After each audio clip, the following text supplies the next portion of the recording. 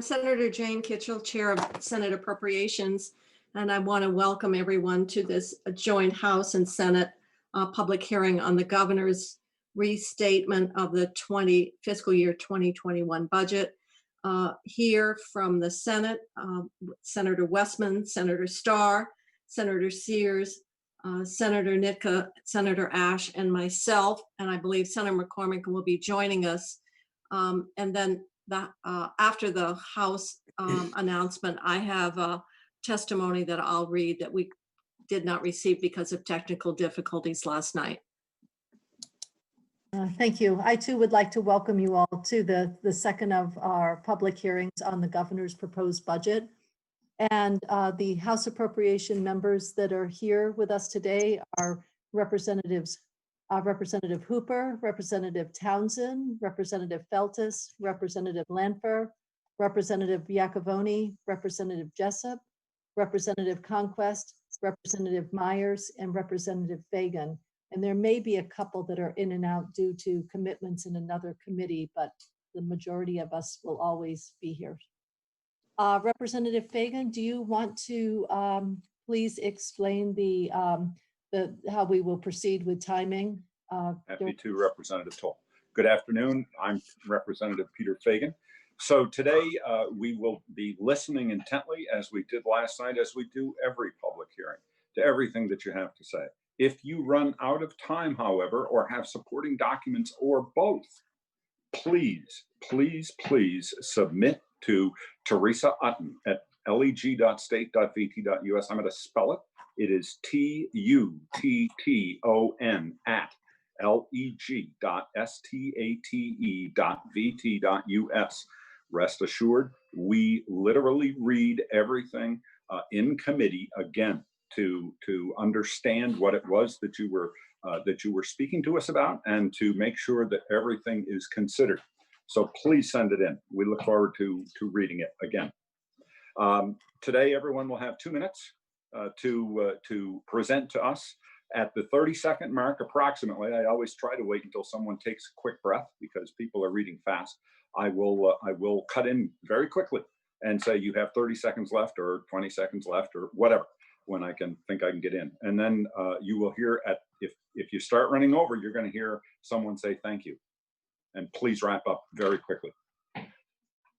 Senator Kitchell, I believe you have something to share. Yes, thank you. I'm reading a statement from Michael Kiey, K-I-E-Y is the last name. And this is what he wanted for a testimony. He wanted to participate last night, but technical difficulties, he was not able to get in. Reads, good evening, I'm Michael Kiey, a citizen of Vermont since May 1994. I'm licensed to practice law in Vermont and New York. I've worked in private industry in the public sector. I support Governor Scott's proposal to provide at least $2 million to immigrant families in Vermont who are excluded from the stimulus payments. My experience with the migrant community is shaped significantly by volunteer legal work in May 2015 for migrant women and children at the private jail for them in Dilley, Texas. There, I learned about the conditions that drove families to leave homes and other family members to seek relief from cruel, moral, and economic conditions. The question today is whether we will consciously make the value judgment that the immigrant families that sustain our dairy industry will continue to be left out even though by any standard they are essential workers. They toil in isolation for 60+ hours a week in extreme conditions. Some Vermonters don't know they exist, yet they are humans who work to shape what those who advertise Vermont call the Vermont mystique. Our working landscapes, our landscapes of green and cows in the pasture. The spiritual writings that continue to shape me make it clear that we all share a common bond of equal creation. We are part of a spiritual family. If you share this bond, our actions and all our affairs will reveal whether this conviction is real or only lip service. Immigrant families are our neighbors. This is Spanish, nuevos vecinos. COVID-19 gives our public leaders this opportunity to include immigrant families in our community. It's the right thing to do, and they are part of our state economy. I urge you to do so. Thank you. Thank you, Senator Kitchell. So we will start with Chris Donnelly, and Andrew Nuss will follow.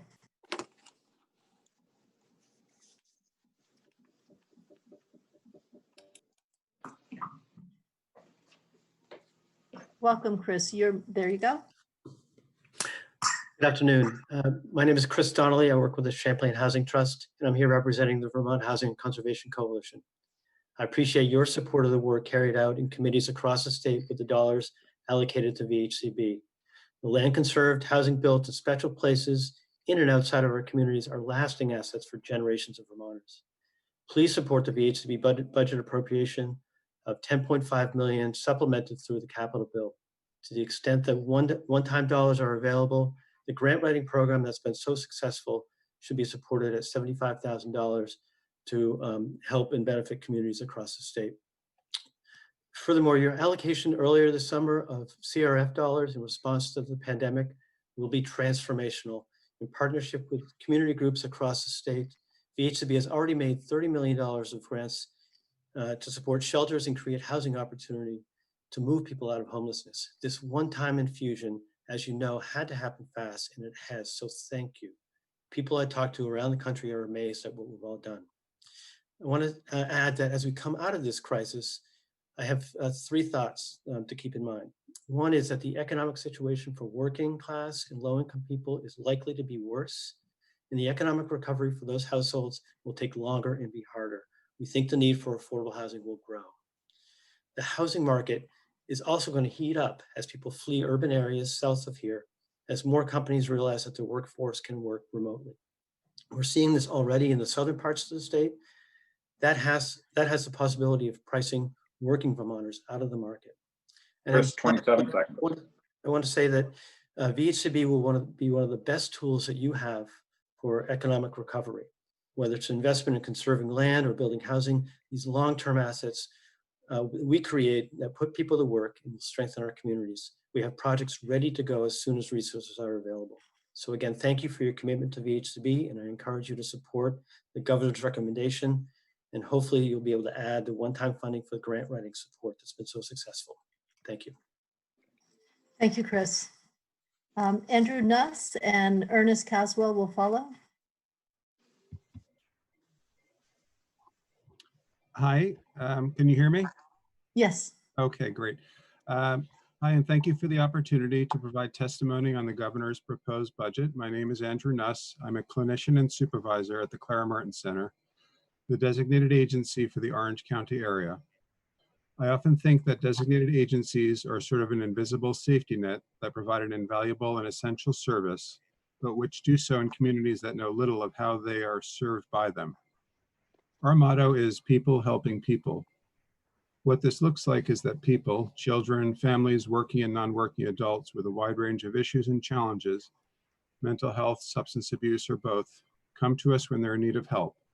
It could be in a crisis in the middle of the night that leads to a call to our emergency service, an emerging mental illness in a young adult, a child with challenging behaviors, someone grappling with substance abuse issues, or someone adjusting to the innumerable unexpected crises that can emerge in a life, illness, death of a loved one, a job loss, or as we currently see a pandemic that's having a profound impact on people's ability to maintain stability.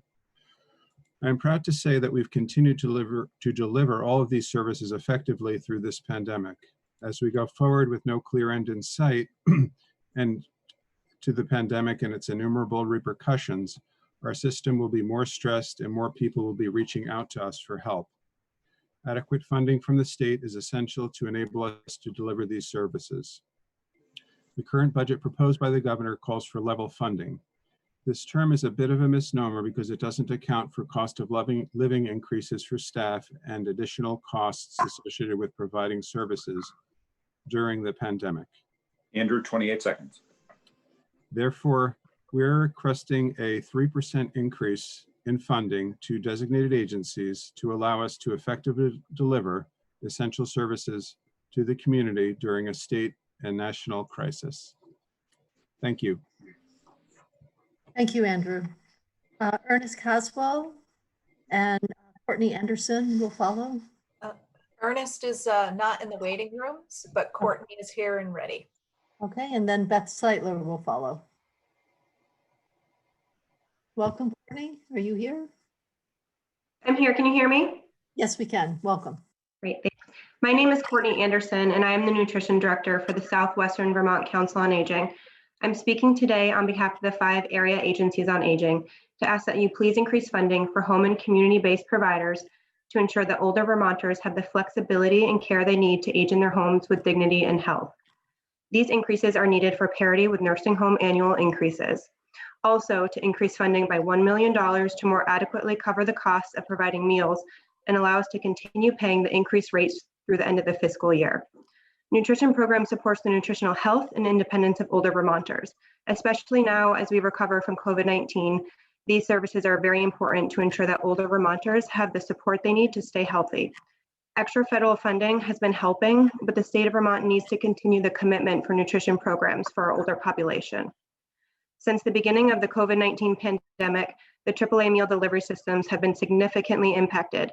Not only are we seeing a large increase in the number of meals and clients served, which is estimated to be around 25 to 30%, our providers are also facing increased costs due to food and supply shortages, not to mention the increase in staff or volunteer time to keep up with the constant demand. Many of our meal providers across the state are trying to continue supporting their local farmers, which costs more time and resources to prepare the local foods, but in return supports our local economy. We're lucky to have such incredible providers. Their can-do attitude is truly remarkable in how they take care of their community. So many of the clients I've spoken to have underlying health conditions and are fearful of leaving their homes due to COVID-19. Courtney, 30 seconds. Which is why they've signed up for Meals on Wheels in the first place. We must remember that through this program, most clients are only receiving 1 meal a day, which is not enough. I try to put myself in their shoes and think of how I would feel living off 1 meal a day. Nutrition is health, and we must remember that everyone benefits when we support our older Vermonters and their nutritional needs. Thank you for the opportunity for me to address these 2 critical requests and for your consideration within the state budget. Thank you, Courtney. Beth Seitler and Chloe Leary will follow. Hi, Welcome. everybody. Welcome. Hi, I'm Beth Seitler. I'm the Executive Director at Champlain Community Services, and I'm also the President of the Vermont Care Network. Appreciate you and your time and the work that you're doing, as well as our collaboration with the state of Vermont. And while we're not facing a budget cut this year, as you're well aware, a level funded budget is a cut for services to us, especially at this critical time. We are requesting, as my colleagues have said, a 3% increase for the essential mental health and developmental disabilities system. I understand, of course, that there's a lot of pressure on the budget this year, but I want to explain to you why we're asking for this. The risk of acquiring COVID-19 is no less today than it was in mid-March, and the people who we're serving are continuing to be at a very high risk. Most of our decisions these days have to do with finding dollars to keep people safe, and every one of my decisions right now seems existential. Our agencies have never stopped caring about how to deliver meaningful, creative, indeed life-saving and flexible programs. It's important to remember that we're both a celebrated service system and an exceptionally complex, often unrecognized long-term healthcare system. Since the start of the pandemic, we've encountered new costs around personnel, training, safety, IT, programming, crisis, as you're aware, healthcare, and infrastructure. Agencies have set up tents, provided safety equipment, developed personalized services, provided flexibilities for staff who are hit hard by the pandemic, developed safety and crisis protocols and locations, and taken on significant financial risk in the process. Beth, 19 seconds. In the last quarter of FY20, agencies accessed needed federal and state CRF dollars and appreciated short-term flexibilities provided by the state. These flexibilities end tomorrow, and access to future supports is not guaranteed. I understand I'm asking at a difficult time. These Vermonters cannot be put at further risk. Thank you. Thank you, Beth. Chloe Leary and Christine Hallquist will follow. Chloe, are you in the waiting room? Madam Chair, my apologies. I missed Chloe and I went right to Christine, but I will go get Chloe right now. Okay, so should we move to Christine in the meantime? Please. Okay, welcome, Christine. Thank you. And thank you for the opportunity to speak to the governor's budget.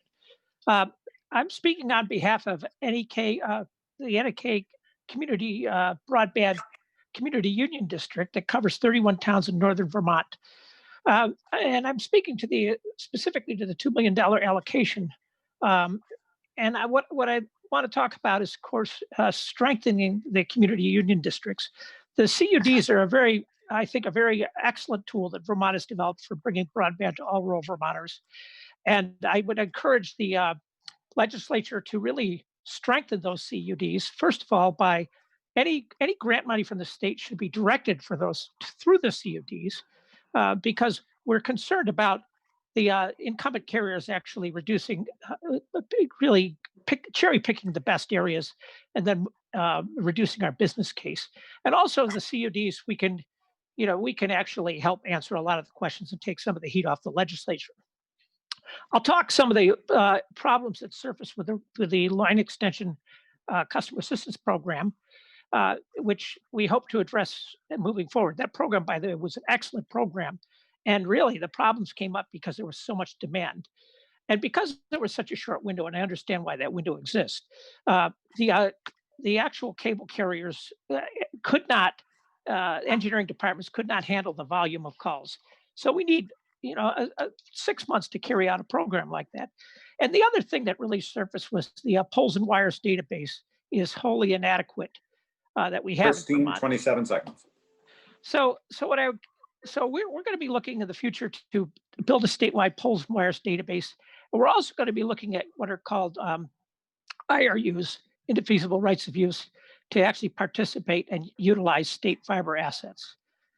But again, strengthen the CUDs, count on the CUDs, and direct money through the CUDs so we can really build that local community base to improve the utilization of state assets. Thank you for the time. Thank you, Christine. Chloe Leary and then Charles Martin will follow.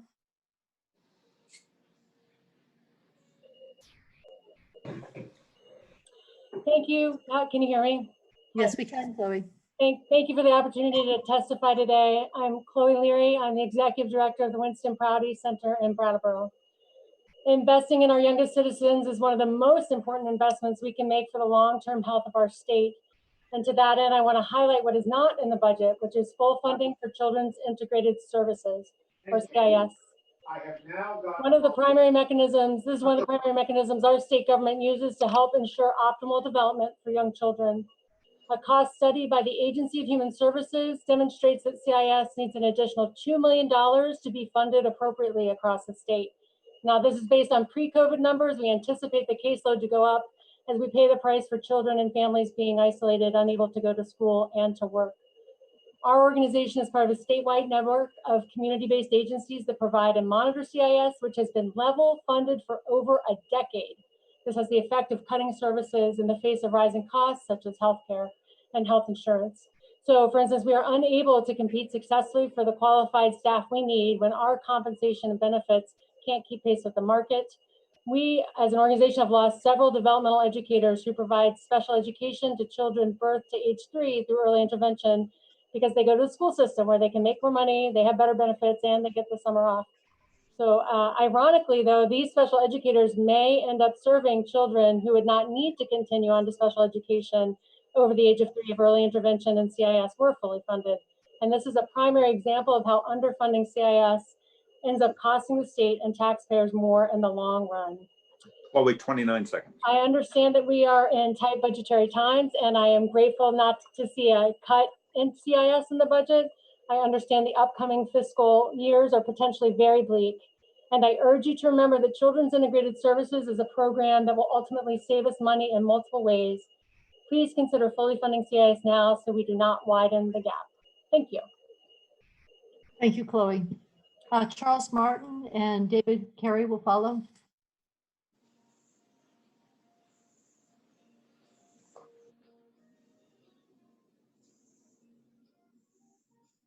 Charles, there you are, Charles. Can you hear me?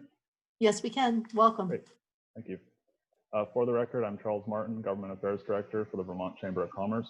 My remarks today are going to be informed by the Vermont Chamber's 1,200 members, mainly small businesses, who represent virtually every sector of Vermont's business community. I want to start by thanking the legislature for their incredibly important work in June The expeditious advancement of relief funding was and continues to be essential to the small business community in Vermont. In the interest of time, I'm going to focus specifically on the CRF proposal in the governor's budget. The Vermont Chamber supports the proposed use of $133 million for additional economic relief purposes. We support this funding because while some of Vermont's economy continues to reopen, other sectors like hospitality remain devastated. Lodging and restaurant entities have gone to incredible lengths to overhaul regular operating practices in order to protect their customers and staff while fully complying with local, state, and federal health requirements. The majority of restrictions on these sectors will remain in place for the foreseeable future, as will the corresponding revenue losses. According to the Federal Bureau of Economic Analysis, tourism is 6% of Vermont's GDP, which places Vermont among the top 5 tourism-dependent state economies. Tom Cavet's August 12th Economic Review and Economic Forecast showed that the hospitality industry has felt a distinct impact as a result of the travel and operating restrictions implemented to keep us safe. Tourism also provides our state with over 32,000 jobs and hundreds of millions of dollars in tax revenue. If these businesses are permitted to fail, it will not only devastate our rural communities, but also weaken the long-term economic stability of Vermont. This is why we are particularly encouraged by the proposed use of $50 million for targeted hospitality and tourism grant funds. Providing this funding will contribute to sustaining these entities through the fall and winter when they'll have to reduce operations even further. Charles, 25 seconds. Thank you. We also acknowledge that many businesses, like sole proprietors, new and growth businesses, were left behind by the original grant package. This is why we additionally would like to emphasize our support for the proposed use of $23 million for expanded business relief grants designed to provide resources for those small businesses. We hope the legislature will advance these and the entirety of the economic relief proposal, and we look forward to remaining a resource as the conversation develops. Thank you. Thank you, Charles. Next, we have David Carey, followed by Lauren Glenn Davician. David, are you behind the baseball player? There we go. Can you hear me now? Yes, we can. Welcome. Good. Actually, it was cricket, not baseball, but no problem. Ladies and gentlemen, I speak for you this afternoon to ask for your continued support financially of the initiative put forward a couple of years ago by Vermont Food Bank called Vermonters Feeding Vermonters. As the title suggests, this food program encourages Vermont farmers to grow and sell their products locally. In today's situation, and despite COVID-19, Vermont Food Bank, its volunteers and employees continue to demonstrate daily, the capacity to get good food to those most in need. At the same time, during this pandemic, via the Vermonters Feeding Vermonters program, our farmers have been able to sell their produce directly to the pantries and food shelves in all corners of the state. This program continues to provide fresh, healthy food to those who suffer from hunger in Vermont. Speaking personally, and before COVID-19, along with other members of St. Luke's Episcopal Church here in Chester, Vermont, we've been volunteering monthly to help with the Food Bank Distribution Center in Brattleboro. However, all that we've been sorting there is processed food. And even though Vermont Food Bank is extremely grateful for those many donations, would it not be even better to have more locally grown fresh items to sort and pack? I'm sure that everyone here this afternoon would agree that the more nutritious a gift of food is, the better for all concerned. And Vermonters Feeding Vermonters is able to do exactly that. It supplies healthy, nutritious, locally grown food from our Vermont farmers directly to those most in need. With the $500,000 we're requesting, can you just imagine the difference it makes and will continue to make in the health, welfare, and food security for many of our most vulnerable citizens? David, 20 seconds. Thank you. I urge you to continue to support, to continue to fund, and thus to acknowledge the outstanding work of the Vermonters Feeding Vermonters program. Thank you very much for your attention, and if you have any questions, please don't hesitate to contact me. Thanks again. Thank you, David. Lauren Glenn Davician, hope I've pronounced that correctly, and Jason Dominy will follow.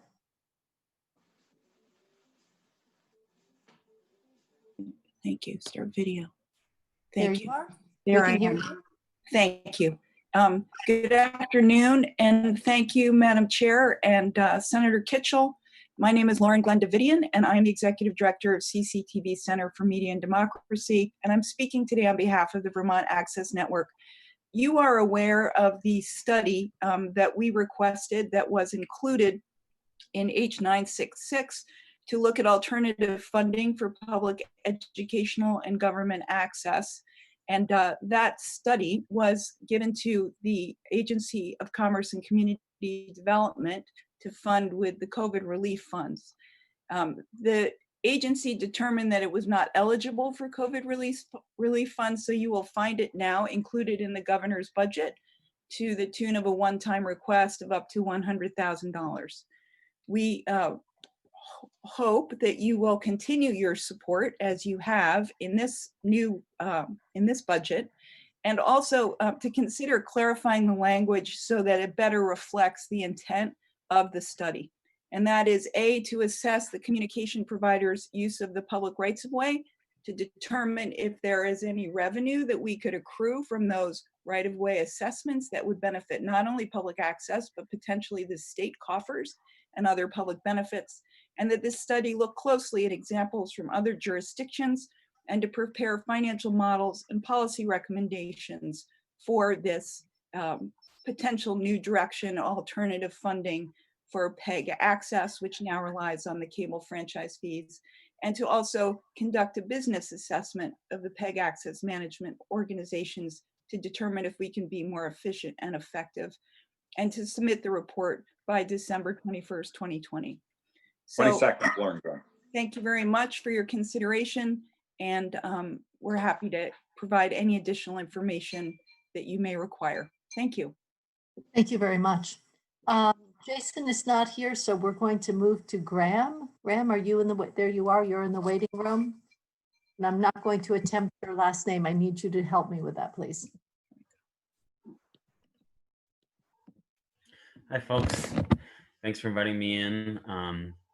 Thank you for the opportunity to offer the comments. Thank you for the diligent work of the appropriations committees and really the entire legislature throughout the pandemic.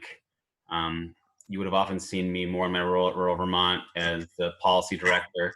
My name is Graham Unanks-Rufnach, but I was actually on parental leave for a bit of time. So I'm glad to be back and see some of your faces again. So as I said, I'm the policy director at rural Vermont. I'm a farmer as well, and I'm a parent now. So I'm here with two primary messages. One is to encourage both the appropriations committees, the entire legislature, to support the governor's proposal to allocate the $2 million that other callers have spoken to in state funds to provide parity in COVID relief for Vermont's immigrants population.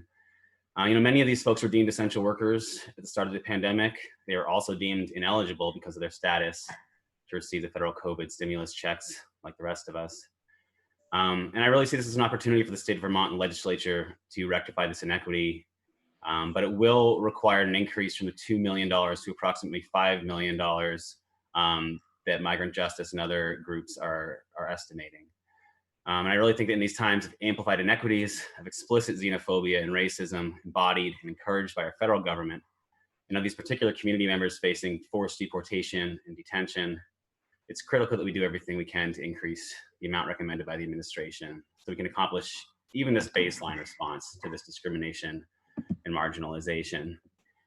And in the rest of my time, I think I'd like to speak to our hope that these committees also accept the recommendations that we imagine will be forthcoming from the agricultural committees, which make these particular technical amendments to the COVID relief funding programs created in June to help non-dairy farms and other agricultural and food businesses. 19 seconds, Grant.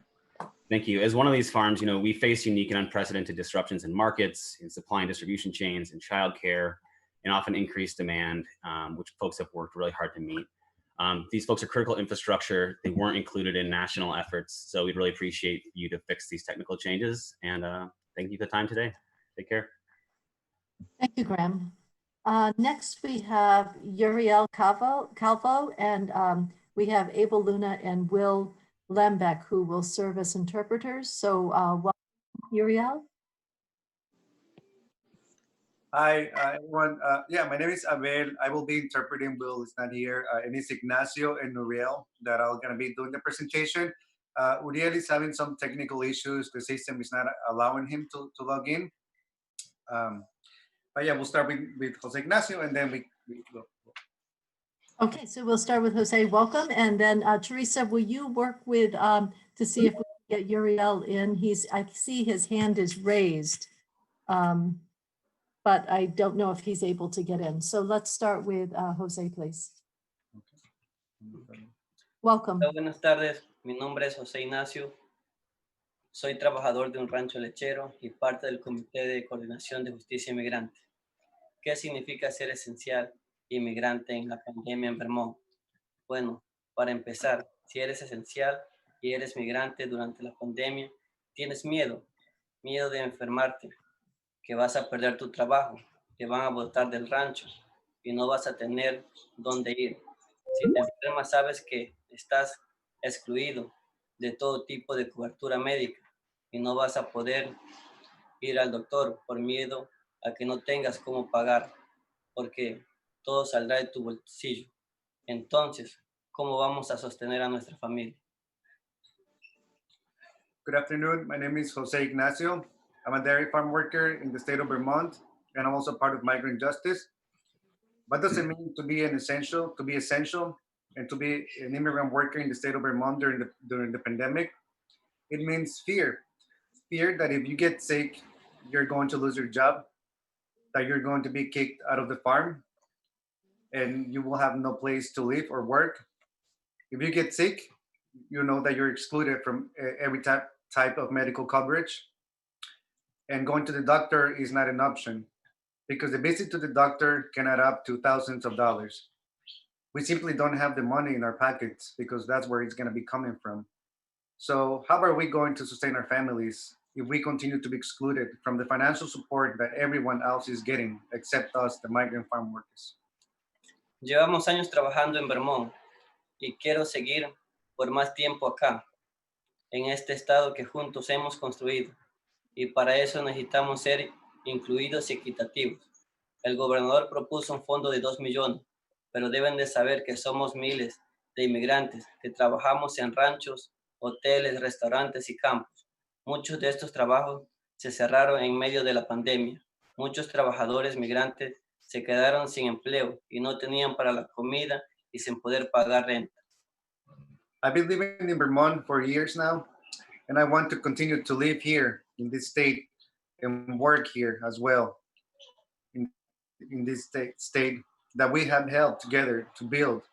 And to do that, the state needs to be more inclusive and more equitable. The fund that the governor proposed of $2 million is simply not enough. There are thousands of migrant workers who can be here today for many reasons, and one of them is fear.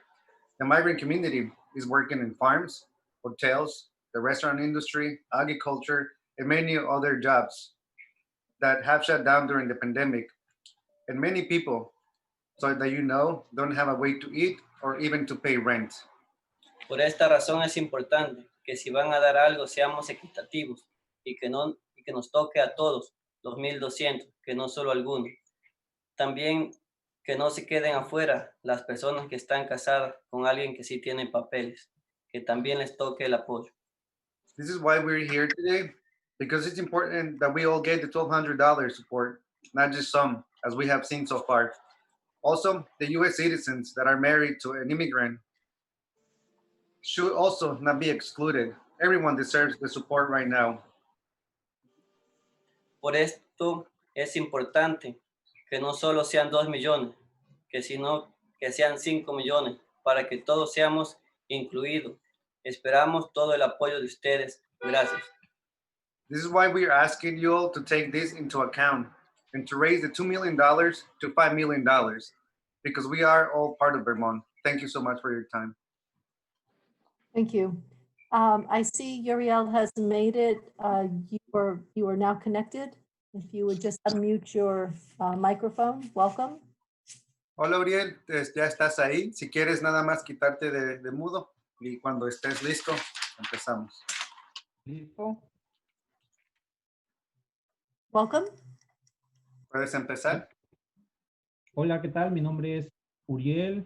Soy parte del Comité de Coordinación de Justicia Migrante y soy trabajador de un rancho lechero acá en Vermont. Durante la pandemia, lo único que se nos reconoció fue la palabra de ser trabajador esencial.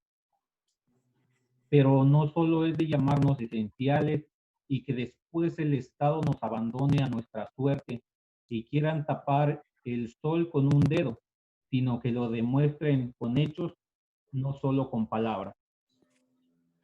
Hi, good afternoon, everyone. My name is Uriel. I am part of Migrant Justice Coordinating Committee, and also I work on a dairy farm here in the state of Vermont. During the pandemic, the only thing that we migrant workers got recognized for was the word of being essential, nothing else.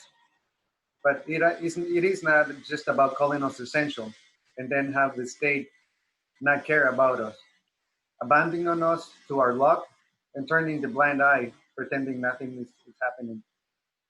And so the state needs to take action and demonstrate this with concrete steps.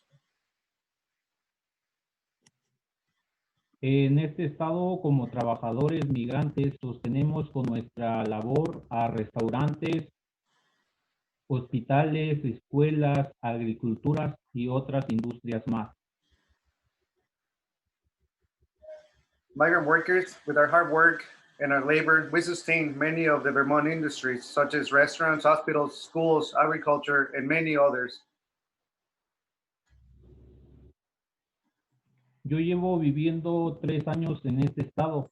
Soy parte de la comunidad, contribuyo a este estado y a esta comunidad. Aparte de eso, con mi trabajo estoy aportando a la economía de Vermont. I have been living here in this state for 3 years. I am part of the community too. I contribute to this community as well and to this state with our jobs. The migrant community, we all contribute to the overall health and to the economy of Vermont.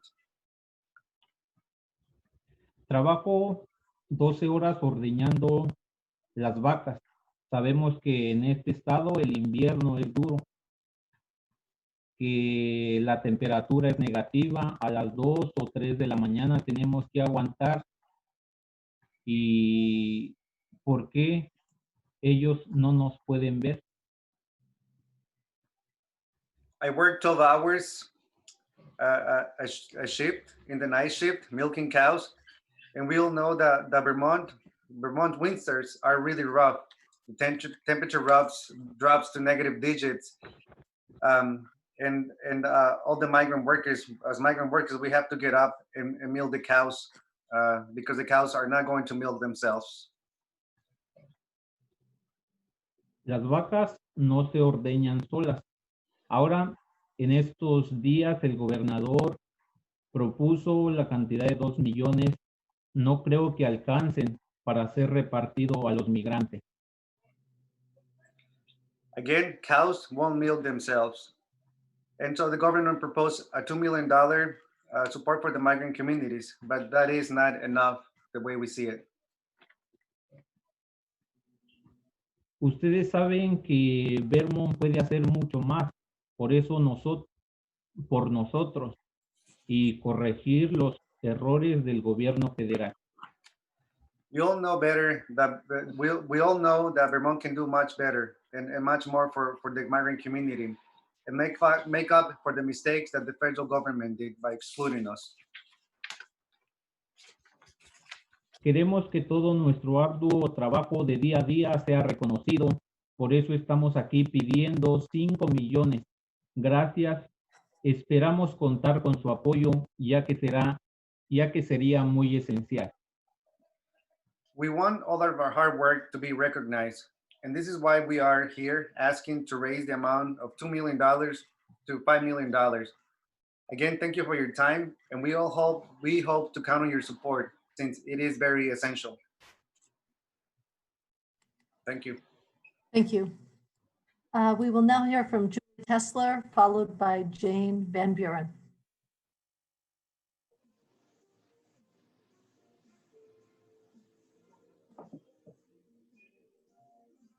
Hello, this is Julie Chester from Vermont Care Partners and representing 16 designated agencies. These agencies were able to step up to the plate to meet COVID-19 needs thanks to the legislature and the administration. The flexibilities and the funding that you provided for us made all the difference. Thank you. We were able to keep people safe, fed, housed, clinically supported, protected, and healthy. Our staff really did amazing work. They were creative and had a can-do attitude. We need a 3% rate increase to continue to provide these services. The mental health pandemic is going to last longer than the COVID-19 pandemic. That's just the way it is with natural disasters, that it has a lasting impact. In fact, all Vermonters are feeling a higher level of anxiety, loneliness, homelessness, food insecurity, and financial distress. We're seeing this also with our developmental disability population that are feeling the isolation and confinement. During the early stages of the pandemic, we weren't able to maintain the services at the same level, but we figured it out just like you have. We're doing telehealth, video conferencing, and now we're phasing back in the in-home, in-person services, community-based services. But this is costing additional funding. It requires tents and IT, umbrellas, extra training, safety protocols. It's more resource intensive. We're also having workforce challenges, as some of the staff have said, this is it, I'm done, I'm going to retire now, or I can't work because of health care needs of myself or loved ones. Julie, 30 seconds. Staff, it costs money to do that, and sometimes we have to offer higher compensation packages to attract them, plus health benefits are going up. So, and then finally, some of our school contracts are not the same. So we're asking that you fully fund us, not level fund us. And now is the time where we really need your support. Thank you for listening. And I have submitted some written information that would be helpful. Thanks. Thank you, Julie. Jane Van Buren and Karen will follow. Welcome, Jane. Thank you. Thank you very much for listening to my testimony, which today is on the impact of moving CCFAP, which is financial assistance for eligibility determination from the community service providers. Child Care Resource, for which I'm the executive director, is one of 12 community child care support agencies around the state that handle eligibility determination for families applying for this financial assistance for child care. In FY20, CCR reviewed 1,786 applications within 30 days of receipt. The 2 case managers we have on staff each have a caseload of over 500. And this work has increased in FY21 because now families are looking for a subsidy for their school-age children as well as their young children. Being in the community is critical to the families we serve in Chittenden County. For example, we work closely with the immigrant and refugee population and their advocates and process applications for parents for whom English is not their primary language. Every weekday before COVID, we welcome numerous clients into the office to pick up or drop off an application or to seek assistance in completing the CCFAP paperwork. They were greeted by staff and given the attention they required, including referral to additional services that we offer at CCR. For example, referral to a child care center or to a specialized child care case manager. Since March of 2020, when we've gone remote, we have been assisting families on the phone and through email and sometimes in the driveway of our building. Seeking and renewing subsidy assistance is personal and stressful. The application is detailed and parents are nervous about the affordability of care and whether they'll be able to meet their copay. Jane, 22 seconds. Thank you. Coming to CCR for assistance is safe, it's not scary, and the model we have developed at the community level is successful. I urge you to keep this service in the community where it belongs. Thank you very much. Thank you, Jane. Someone is wrestling some paper. I'm not sure who that is. Might have been me. I might have been nervous. Okay. Thank you, Jane.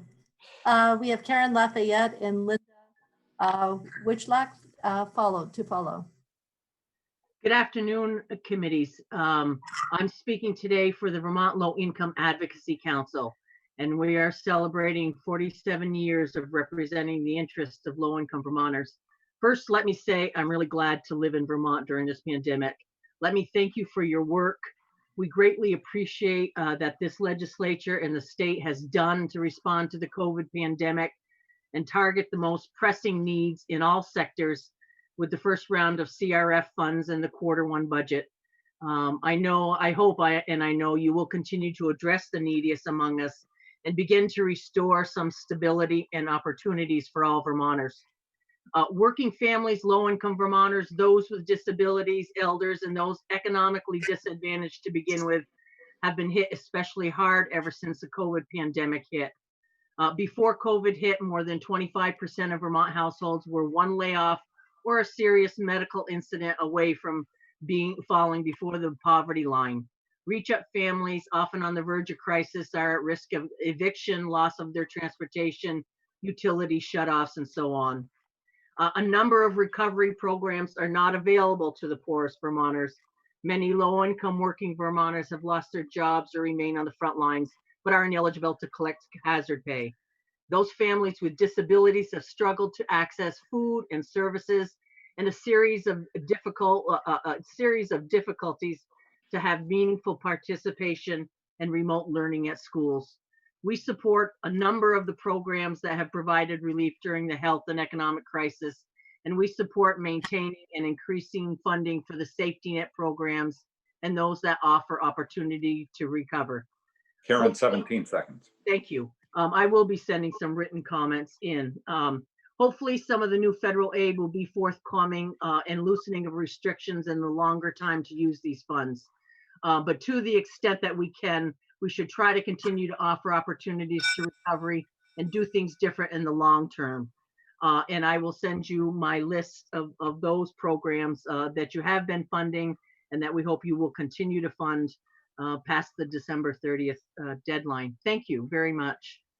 Thank you, Karen. Linda, you are up and Matt Levin will follow. Welcome, Linda.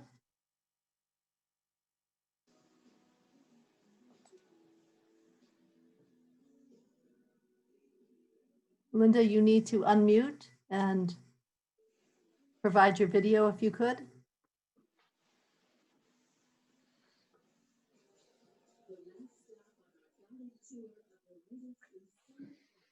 I'm nudging, Madam Chair.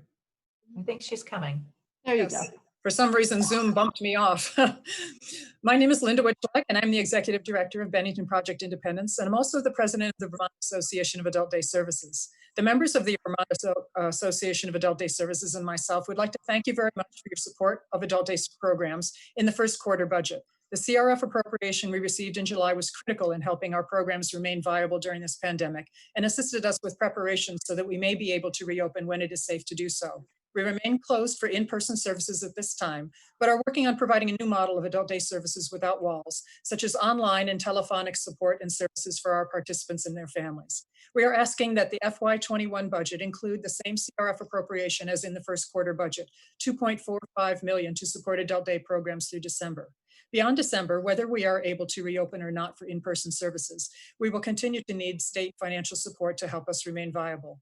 Even when we do reopen, we will not be immediately at 100% capacity. We are anticipating needing assistance through the remainder of the fiscal year. While we appreciate that the governor's recommended budget level funds Medicaid reimbursement rates and does not cut them, our reimbursement rate, as you are aware, is only $16.72 an hour for the comprehensive services we provide. Whether we are operating at 100% or 50% capacity, we are not going to be able to continue to provide these comprehensive services at this rate. Our fixed costs exceed that reimbursement level and impact our ability to attract and maintain qualified personnel. We are asking for a $2.45 million CRF appropriation to support adult day programs through December of 2020 and continued support of adult day programs from January through June of 21. Thank you for this. And your consideration of our request. Thank you. Thank you. Thank you, Linda. Matt Levin and Molly Anderson will follow. Good afternoon. My name is Matt Levin, and I'm the Executive Director of the Vermont Early Childhood Advocacy Alliance. I am asking you today to continue funding for Special Accommodation Grants, or SAG, a small program that is one of many efforts linked together through our state's innovative Children's Integrated Services Network. You'll hear about the need to fund the overall CIS program from others in these hearings and through other means. The SAG program specifically makes it possible for children with special needs, medical, behavioral, social, emotional, etc., to participate in childcare programs. With this extra support, children are then able to participate and benefit from high quality early care and learning settings, and in turn, their parents are able to work. We supported your efforts in the first FY20 Budget Adjustment Act, which restored $153,000 in SAG funding. Not full funding, but enough for the program to continue. The SAG grants have always been in high demand across the state, and the roughly $350,000 in annual fiscal year funding that has traditionally been available was usually depleted by February or March. These grants are still badly needed, despite or maybe because of the changes in the childcare system brought about by the pandemic. Given current budget realities, we ask that you include at least $250,000 in funding for the SAG program in the FY21 budget. This relatively small amount of funding would have a very large impact on the lives of many children and families. In one case, SAG funding this summer has allowed a program in Chittenden County to hire an aide to provide intensive intervention so that two children in their toddler room with significant behavioral issues will be able to heal and develop skills to ensure healthier and more productive long-term outcomes without disrupting the development of others.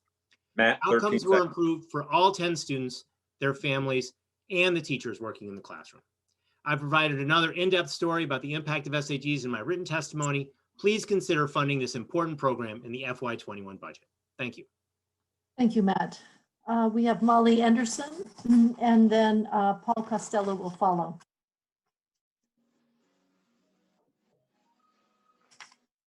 Unmute. Molly, you're ready? Thank you for allowing me to speak on the proposed budget.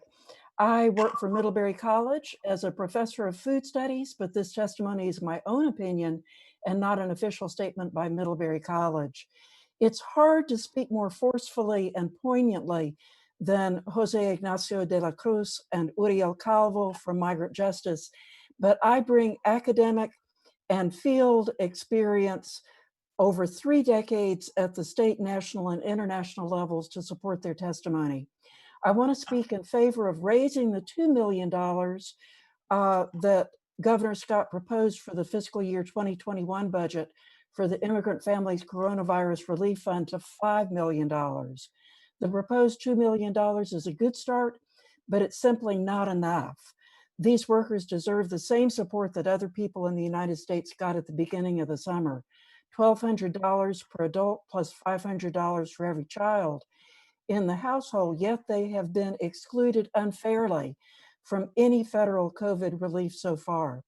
Immigrant farm workers, as I'm sure you know, are the backbone of the dairy industry, working long hours on jobs that US citizens don't want because they're too difficult and demanding. They get low wages, they don't get hazard pay or weekends off or health insurance. We need to provide full funding to COVID relief to recognize and support the vital work that they're doing for Vermont. Thank you very much. Thank you, Molly. Paul Costello and Ruby Baker will follow.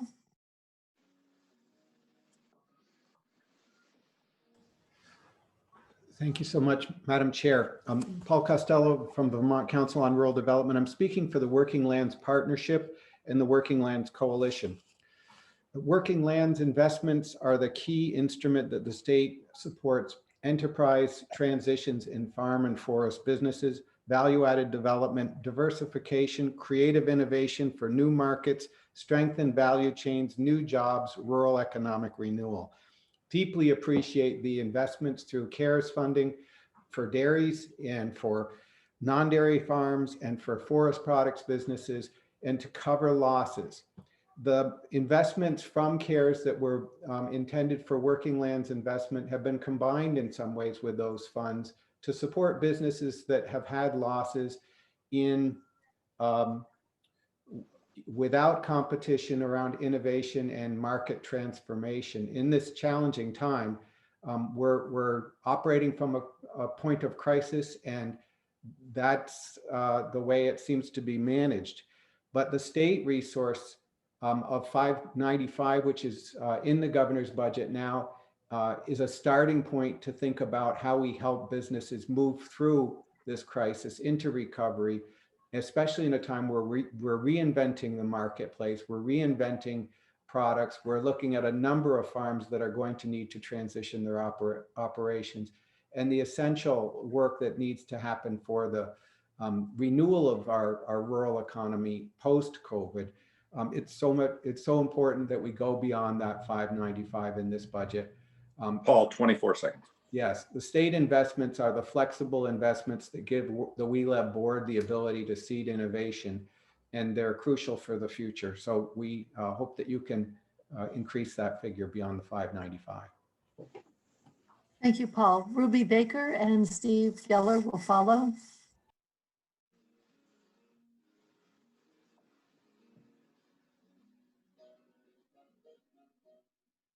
Ruby, you need to unmute. There you are. Hi, thank you. Welcome. And you can hear me. Hello, my name is Ruby Baker, and I am the Executive Director for Community of Vermont Elders. And I want to thank you for having us here today. COVE is a nonprofit organization that has been advocating for the rights of older Vermonters since 1984. Traditionally, we support government spending to build stronger supports and services that allow Vermonters to age in place, age in their community. And this is a commitment that, that you all have made as well. And we really appreciate that. This year has been exceptional in many ways. And it has really reinforced our conviction that a strong system of home and community-based services is vital to the health and wellness and safety of Vermonters as we age. As such, we support the increase that is listed in the budget for Choices for Care at 2.9 million, and that will allow for that will account for the increased pressures on our service providers who are really struggling. We would also encourage that you consider an additional increase for home and community-based services so that they can not just meet the current pressures, but actually address increasing capacity. Trends and data show that it is likely many older Vermonters will be seeking supports and services as the pandemic continues, especially those who are vulnerable for reasons related to aging and disability. Specifically, we are very concerned about adult days and the need to ensure their long-term stability. Finally, we also support an expansion of safe and stable housing for low-income and older Vermonters as a vital piece of the puzzle that will be Vermont's recovery. Thank you for your time. Thank you, Ruby. Steve Geller and Susan Aronoff will follow.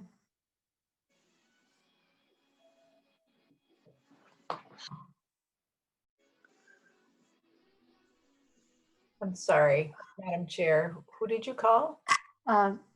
Steve Geller. Oh, I'm sorry. He actually sent written testimony and is not testifying today. Susan is in the meeting and waiting. Okay, Susan, and we'll move to AJ Hemmel.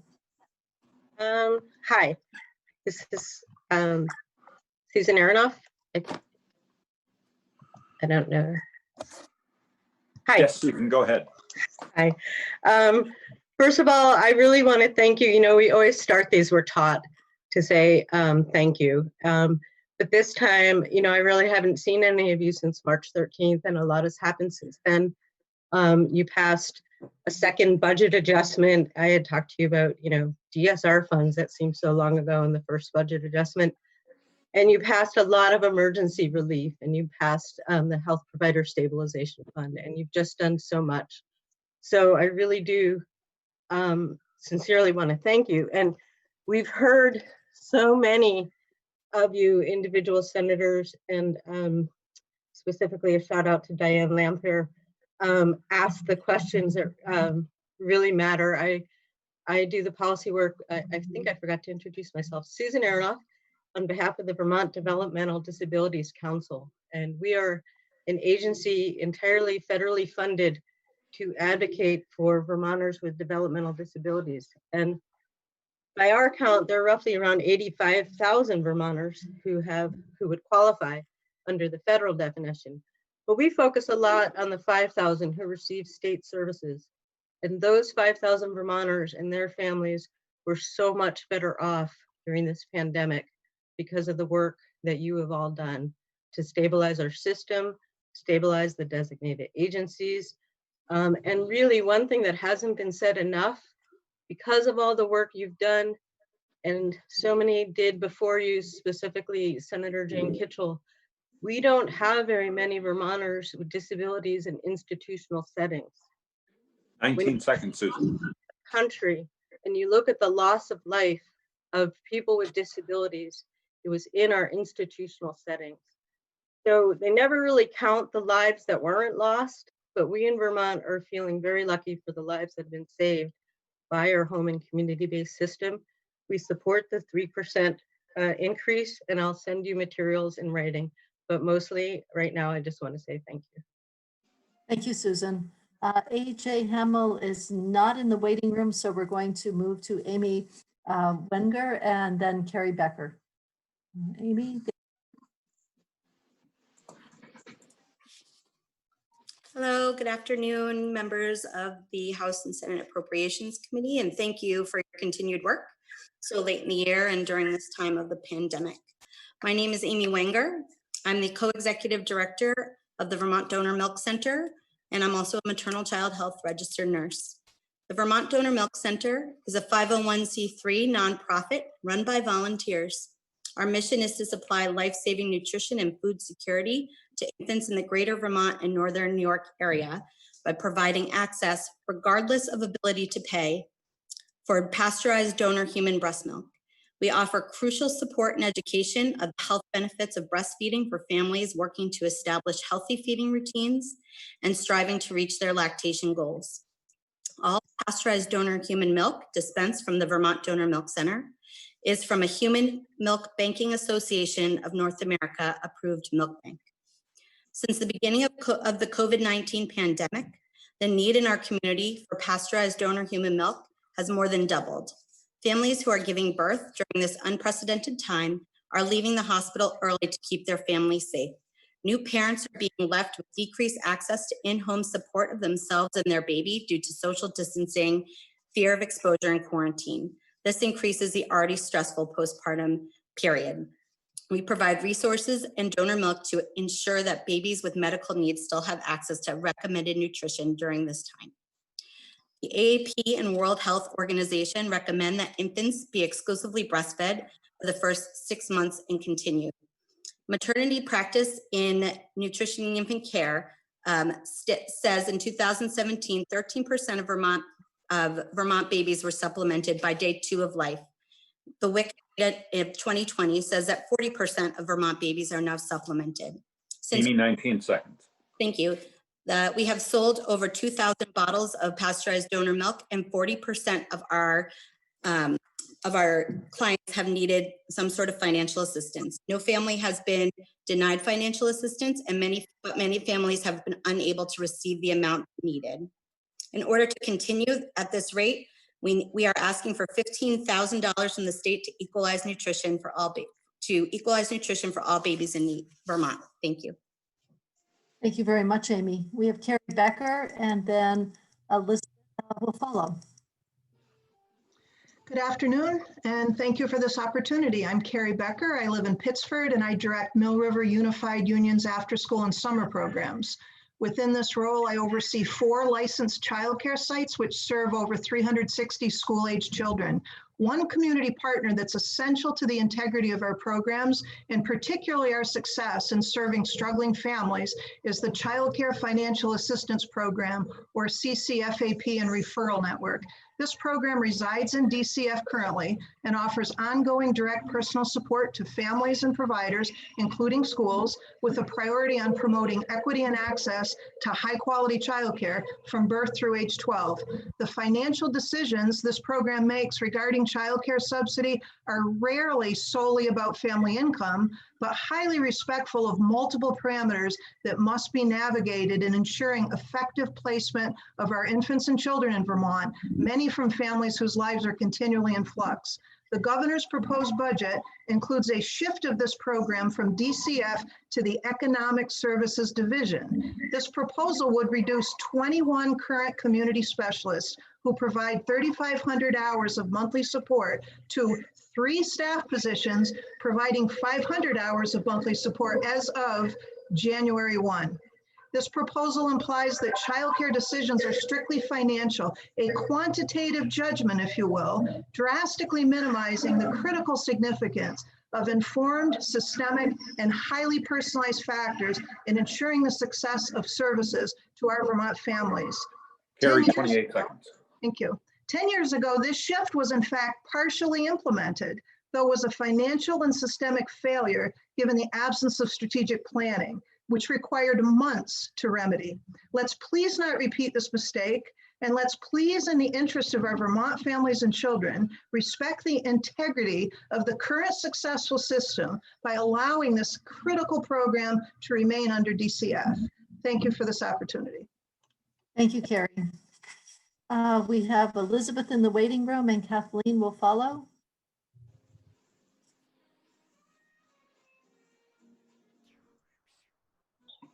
Elizabeth, you're ready? I am. I'm assuming you're Elizabeth Deutsch? Yes. Okay. Please. Sorry. There are a lot of Elizabeths out there. Thank you for letting me speak to you today. I come to you today not as a member of any organization. I'm just a concerned citizen. I would like to begin by praising the effective response by the state to the COVID-19 crisis. Budgets are a statement of priorities. How we allocate funds is how we show what we value. As a mother and a nurse for 24 years, I cannot help but wonder how we have let a different public health crisis unfold before our eyes for years. The dual crisis of substance use disorder and mental health issues have crippled many in this state. Entire families are impacted, and yet we still see emergency departments overflowing and waiting lists for months for people to get treatment.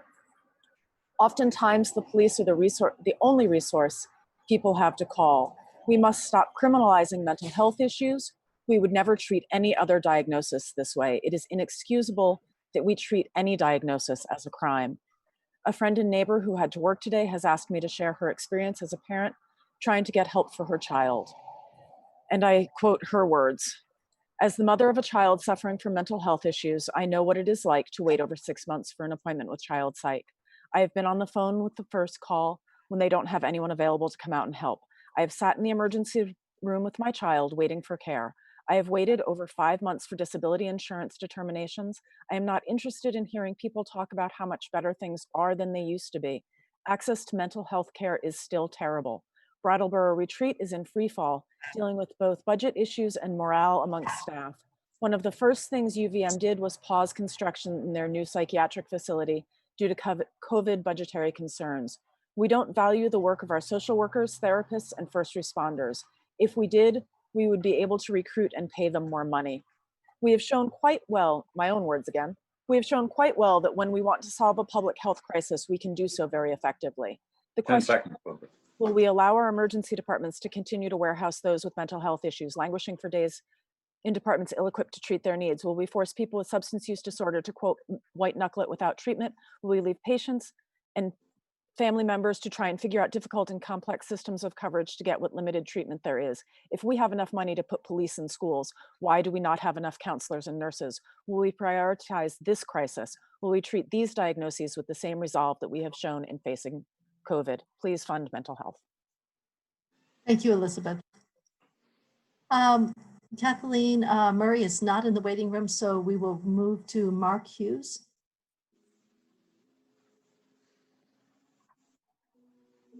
I'm sorry, Madam Chair. I'm having technical difficulty. I had Mark Hughes and Matt Levin came in instead. And I don't see Mark Hughes anymore. Oh, there he is. Oh, he's gone again. I think he must be having technical difficulty. Should we move to Teresa Mayer? I can hear him. I can hear him. Oh, is he here? Oh, yay. Hi, folks. Welcome, Mark. Thank you, and thank you, Joint Committee, Madam Chairs. My name is Mark Hughes. I'm the Executive Director of Justice for All, as well as the coordinator, the state coordinator of the Racial Justice Alliance.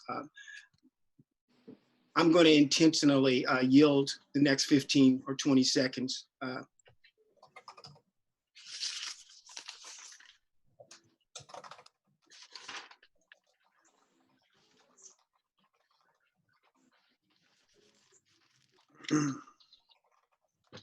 That was for George Floyd and Jacob Blake.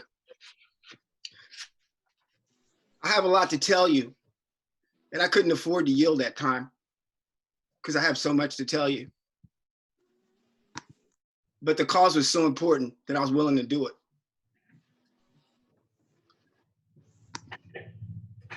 It's hard right now for Black Indigenous people of color during this time, during this fight. And I'm not here to really talk that much about what the governor has put in this bill. I'm here to talk to you about what he didn't.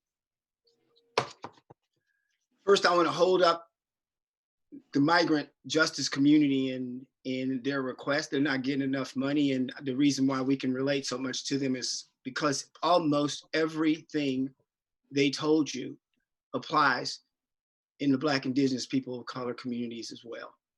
Almost everything. So right now, I guess the only thing I would leave you with, because it's almost ridiculous that we would just be given 2 minutes, but I understand the hearing process, is that there are millions of dollars that should be invested to enable economic development and empowerment for Black Indigenous communities of color to address the unjustly gained political and economic power of whites and the continuing economic and other resource along those racial lines. So there's at least $1 million that should go into tracking racial disparities through a statewide database to include the professional services and the capital infrastructure. Mark, can you wrap it up, please? I sure can. Thank you. And there's at least another $500,000 that should go into staffing the Racial Equity Office, as well as funding the Reparations Task Force. And then finally, the Systemic Racism Community Outreach and Education and Marijuana Commission report on historical impact of marijuana on Black people and poor communities and systemic racism impact on the cannabis industry should also be addressed. I thank you for your time. I ask that as you look at this bill, that it be a moral document and that you address these challenges that we're having in the Black Indigenous communities of color here across Vermont. Make it a moral document. Thanks. Have a great weekend. Thank you, Mark. And final witness is Lisa Mares. Are you here? Yes, you are here. Excellent. Thank you. Thank you so much for your time today. My name is Teresa Mares, and I'm an assistant professor of anthropology at the University of Vermont, and I'm speaking on my own behalf as a researcher, not on behalf of the large institution of the University of Vermont. Really wanted to thank the Joint Committee for allowing me to provide testimony on Governor Scott's proposed budget, and thank you all for your work during this really difficult time. I'm joining today to support the use of the state budget to support farm workers and other members of the immigrant community who have been excluded from federal stimulus programs through the Vermont Immigrant Families Relief Fund. And I'm asking you all to do the same, but to also consider increasing the amount of that support.